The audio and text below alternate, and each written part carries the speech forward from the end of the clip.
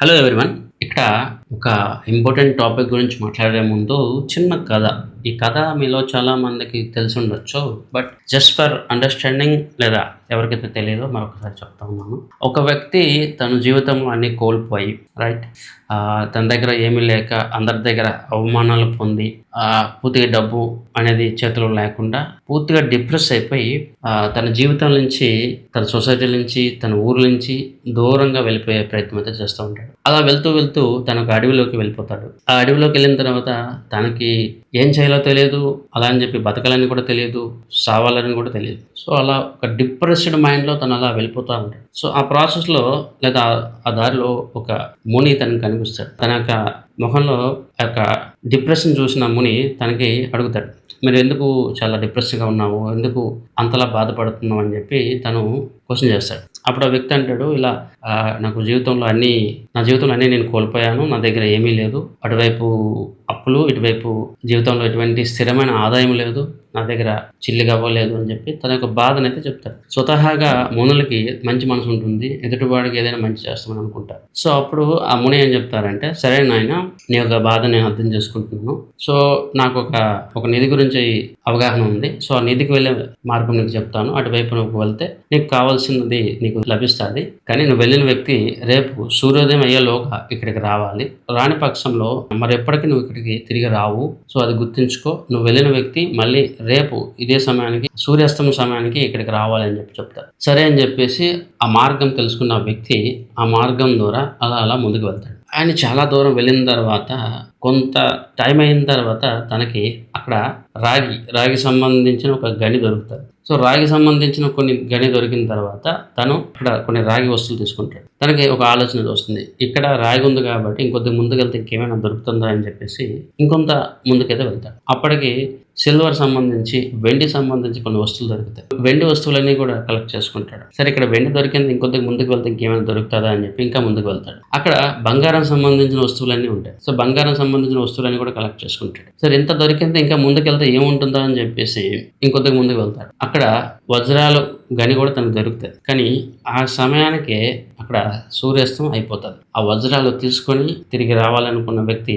తిరిగి రాకుండా అక్కడే ఉండిపోతాడు. ఇక్కడ ఈ కథలో ఉన్న సింపుల్ లాజిక్ ఫ్యాక్ట్ ఏంటంటే, మనిషికి ఆశ ఉండొచ్చు, మనిషికి అవసరాలు అయితే ఉండొచ్చు, మనిషికి నీడ్స్ అయితే ఉండొచ్చు. బట్ అవసరానికి మించింది లేదా మన తాహతుకు మించింది, అన్నిటికన్నా ముఖ్యంగా మన ఆశ దురాశ అయితే అది మన యొక్క జీవితాన్ని నాశనం చేస్తారు. ఈరోజు సొసైటీలో ఇన్వెస్టర్స్, ప్రజలు, వాళ్ళ యొక్క మైండ్ సెట్ అదే విధంగా తయారయ్యారు. ఎక్కడ చూసినా దురాశ, గ్రేడ్, స్పెక్యులేటివ్ మైండ్ సెట్, గ్యాంబ్లర్స్గా తయారవుతా ఉన్నారు ఇన్వెస్టర్స్. డిసిప్లైన్డ్ ఇన్వెస్టర్స్ కాకుండా గ్యాంబ్లర్ ఇన్వెస్టర్స్గా తయారవుతా ఉన్నారు. ఇది చాలా చాలా ఆందోళనకరమైన విషయం. రీసెంట్గా మనం కొన్ని డేటా పాయింట్స్ మనం గమనిస్తే 2025 తర్వాత మీకు దాదాపు గోల్డ్, సిల్వర్లో జరిగిన ఇన్వెస్ట్మెంట్స్, రిటైల్ పీపుల్ యొక్క ఇన్వెస్ట్మెంట్స్ దాదాపు 80-90% బయింగ్ కేవలము ఇన్వెస్ట్మెంట్ పర్పస్ చేసినవి మాత్రమే. ఇండివిజువల్ యూజర్స్ కోసమో లేకపోతే జ్యువెలరీ ఆర్నమెంట్స్ కోసమో, తన యొక్క జీవితంకు సంబంధించిన ఇష్యూస్ కోసం తను కొనుక్కోలేదు. కేవలం ఇది కొనుక్కుంటే మనకి రిటర్న్స్ వస్తాయి, భారీ ప్రాఫిట్స్ వస్తాయి అని చెప్పి చాలామంది కొనుక్కున్నారు. ఎస్పెషలీ లాస్ట్ అక్టోబర్, నవంబర్ నుంచి గమనిస్తే చాలా డేటా పాయింట్స్, స్టాటిస్టిక్స్ అవే చెప్తా ఉన్నాయి. సరే ఆ గ్రీడ్ అనేది పక్కన పెడితే, సరే అదొక ఇన్వెస్ట్మెంట్ అని అనుకున్నా కూడా జనవరి మంత్లో అంత పీక్ వెళ్ళిన తర్వాత కూడా చాలామంది అదే స్థాయిలో కొనుక్కోవడం జరిగింది. అంటే ఇక్కడ ఎంతలా గ్రీడ్ అనేది పెరిగిపోయింది, జనాల్లో ఇంత దురాశ ఎందుకు క్రియేట్ అయింది. ఒకవైపు వెల్త్ క్రియేషన్ అని అంటున్నారు, మేము ఇలా ఇన్వెస్ట్మెంట్ చేస్తే తప్పేంటి, మాకు ఆశ ఉంటే తప్పేంటి అని మీరు అనవచ్చు. వెల్త్ క్రియేషన్ చేయడం తప్పులేదు, సంపద అభివృద్ధి తప్పులేదు, డబ్బు అరేంజ్ చేయడం తప్పులేదు. మన యొక్క బాధ్యత, మన యొక్క కర్మ, దాన్ని మనం ఆచరించాలి. బట్ అర్హతకు మించి ఇన్వెస్ట్మెంట్స్, అర్హతకు మించి ఆలోచనలు అండ్ అవసరానికి మించి ఆశ కూడా తప్పే. ఇప్పుడు ₹1,00,000 సిల్వరు 5 లక్షల రూపాయల వరకు వెళ్ళింది, నేను ఎగ్జిట్ అయిపోవాలి. అంతేగాని ఇది 10 లక్షలు అవుతుందేమో అని ఆశగా ఉంటే అది కరెక్ట్ కాదు. ఎందుకంటే ఆ ప్రైసింగ్ అనేది రీజనబుల్ కాదు. స్టాక్స్కి లేదా రియల్ ఎస్టేట్లో కొన్ని ప్రాపర్టీ యొక్క థింగ్స్కి అది వేరే వేరు. బట్ షార్ట్ టర్మ్లో హైలీ వాలటైల్గా ఉన్న సిల్వర్లో అంతలా ర్యాలీ వచ్చింది అంటే అది చాలా చాలా బ్యాడ్ సిగ్నల్. అలానే మీకు గోల్డ్, అలానే కొన్ని స్టాక్స్, అలానే ఇంకొన్ని విషయాలు, బిట్ కాయిన్స్, చాలా విషయాల్లో నేను చూస్తూ ఉన్నాను జనాలకి ఆశ దురాశగా మారిపోయింది. వాల్యుయేషన్స్ ఏంటి, రైట్ వాల్యూ అంటే ఏంటి, ఇది అర్థం కావట్లేదు. అవసరమైన దగ్గర సరైన పేషెన్స్గా ఉండటం కన్నా అనవసరమైన దగ్గర గ్రీడీగా ఉండడం అలవాటు అయిపోయింది. ఇప్పుడు రైట్ ప్రైస్లో మీరు ఇన్వెస్ట్మెంట్ చేసి వెయిట్ చేస్తున్నారు, అవన్నీ వేరే వేరు. బట్ హై ప్రైస్లోకి వచ్చి హై ప్రైస్లో కొని ఇదేదో నేను బెస్ట్ ఇన్వెస్ట్మెంట్ చేస్తున్నాను, జెన్యున్గా ఇన్వెస్ట్మెంట్ చేస్తున్నాను అని చెప్పి అనుకోవడం అనేది కరెక్ట్ కాదు. అండ్ రీసెంట్ డాటా కూడా అదే చెప్తా ఉంది.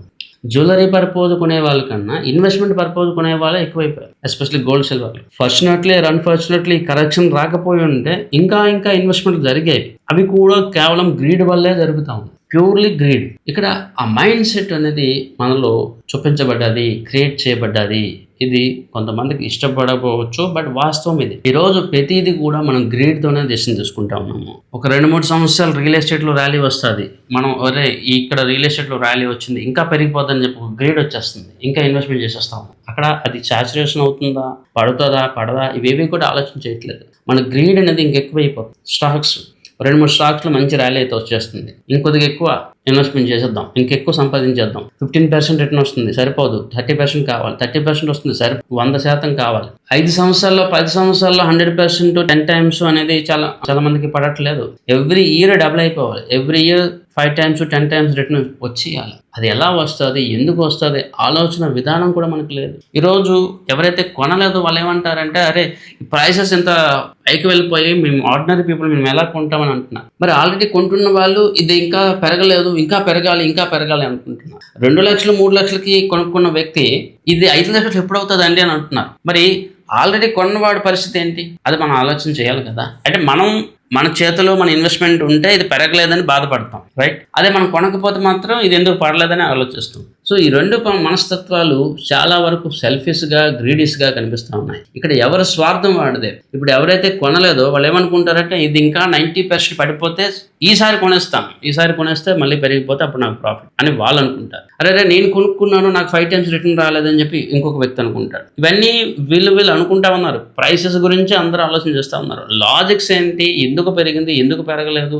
ఎందుకు పెరగబోతా ఉంది, ఎందుకు పెరగదు, ఇది ఎవరు కూడా ఆలోచన చేయరు కూడా. They don't deserve this point. వాళ్ళకి ఇది అవసరమే లేదు. కేవలం రిటర్న్స్. ఇంకెవడో వస్తాడు నీకు మంత్లీ రిటర్న్ ఇస్తాను అని చెప్తాడు, వాడిని నమ్మేస్తాడు. ఇంకెవడో వస్తాడు నీకు డైలీ రిటర్న్ ఇస్తానంటే వాడిని నమ్మేస్తాడు. అంటే ఇంతలా జనాలు తయారవుతున్నారు. సోషల్ మీడియాలో ఎవడో వస్తాడు ఏదో చెప్తాడు, దాన్ని నమ్మేస్తారు. అంటే వాళ్ళకి ఫేవర్గా, వాళ్ళకి ఏదైతే బెస్ట్ అనిపిస్తుందో వాళ్ళకి నచ్చేస్తూ ఉంది, అంతే తప్ప దాని వెనకున్న లాజిక్స్ ఏంటి, ఫ్యాక్ట్స్ ఏంటి ఎవరు కూడా అర్థం చేసుకోవట్లేదు. అండ్ అన్ఫార్చునేట్లీ ఈరోజు మ్యాక్సిమం ఇన్వెస్టర్స్ ఇలానే తయారయ్యారు. కేవలం greed, logics, facts and balanced approach చాలా ఇంపార్టెంట్. ఫర్ ఎగ్జాంపుల్ ఇంకొకటి కూడా చెప్తాను. ఇప్పుడు మా క్లయింట్ ఉన్నారు, ఒక 5 లక్షలు 10 లక్షలు పెట్టారు, ప్రాఫిట్ వచ్చింది, రైట్. ఒక XYZ ప్రాఫిట్ వచ్చింది. లేదు ఇంకా ట్రేడ్ చేయండి, ఇంకా కాల్స్ ఇవ్వండి, ఇంకా కావాలి అంటే అది మనకి చాలా వరకు తప్పుదారులకు ఇప్పుడు చాలా మందికి నేను రీసెంట్గా సిల్వర్లో ఎగ్జిట్ కాల్ అయితే ఇచ్చాను, ప్రాఫిట్ అయితే వచ్చింది. లేదా బై కాల్ ఇచ్చాం, ప్రాఫిట్ వచ్చింది. మళ్ళీ కాల్స్ ఇంకా కావాలి అంటే అది ఎక్కడి నుంచి వస్తుంది?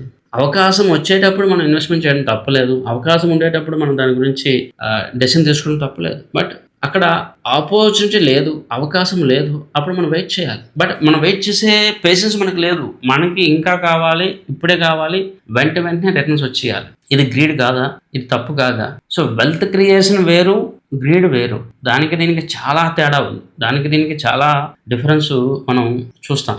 వెల్త్ క్రియేషన్ పేషెన్స్గా రైట్ టైంలో రైట్ వాల్యూలో ఇన్వెస్ట్మెంట్ చేసి అండ్ స్ట్రాటజిక్గా డెసిషన్ తీసుకుంటారు. ప్రైస్ వెనక పరిగెత్తరు, ప్రాఫిట్ వెనక పరిగెత్తరు. బట్ గ్రీడ్ అనేది కేవలం ప్రాఫిట్ బేస్డ్ కానీ డెసిషన్ తీసుకుంటాం, లాజిక్స్ని, ఫ్యాక్ట్స్ని మనం వినం. సో గోల్డ్ సిల్వర్ అవ్వనియండి, స్టాక్స్ అవ్వనియండి, రియల్ ఎస్టేట్ అవ్వనియండి, ఇంకేదైనా అవ్వనియండి, మీ యొక్క డెసిషన్స్ ఎప్పుడు కూడా లాజిక్స్ మీద ఆధారపడి ఉండాలి.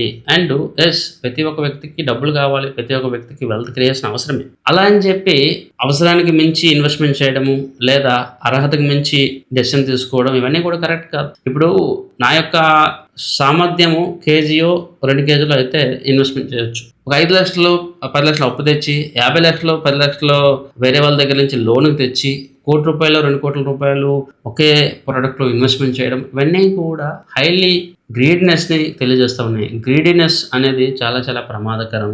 ఇది చాలా మందికి తప్పుగా అనిపిస్తది. బట్ ఈరోజు మార్కెట్‌లో చాలామంది ఇదే పరిస్థితిలో ఉన్నారు. ఇదే మానసిక పరిస్థితిలో ఉన్నారు. So what may be the thing, ఈ ఫ్యాక్ట్స్ మీకు కరెక్ట్‌గా అనిపిస్తే కరెక్ట్ అని చెప్పండి. లేదా తప్పు అనిపిస్తే తప్పని చెప్పండి. నేను దాని గురించి ఏమనుకోను. బట్ ఎప్పుడు కూడా నేను సైకాలజిస్ట్ రియల్ టైమ్ ఇష్యూస్ గురించి మాట్లాడే ఇంట్రెస్ట్ అయితే చూపిస్తాను. అండ్ సొసైటీలో ఉన్న రియల్ ప్రాబ్లమ్స్ కూడా మీకు చెప్పే ప్రయత్నం అయితే చేస్తూ ఉంటాను. సో మన యొక్క ఛానల్‌లో ఎప్పుడు కూడా psychologist, advanced analysis and investor సంబంధించి బెటర్ ఫైనాన్షియల్ ప్లానింగ్ సంబంధించి వాళ్ళకి సపోర్ట్ ఇచ్చే ప్రయత్నం అయితే చేస్తూ ఉంటాను. సో అవన్నీ మీకు ఇష్టం ఉంటే మీరు ఈ ఛానల్‌ని సబ్స్క్రైబ్ చేయొచ్చు. అండ్ మన యొక్క వాట్సాప్ కమ్యూనిటీలో కూడా మన మార్కెట్ సంబంధించి, అనాలిసిస్ సంబంధించి చాలా అప్డేట్స్ అయితే ఇస్తూ ఉంటాము. ఒకవేళ మీరు మా యొక్క వాట్సాప్ కమ్యూనిటీలో జాయిన్ అవ్వాలని కూడా మీరు జాయిన్ అవ్వచ్చు. అండ్ మీ యొక్క అభిప్రాయం, క్వెషన్స్ ఏమైనా ఉన్నా కూడా మీరు కింద కామెంట్స్‌లో మెన్షన్ చేయొచ్చు. సో ఈ వీడియో మీకు హెల్ప్ చేసిందని నేను అనుకుంటాను. నేను మీ సంతోష్ సత్యమూర్తి.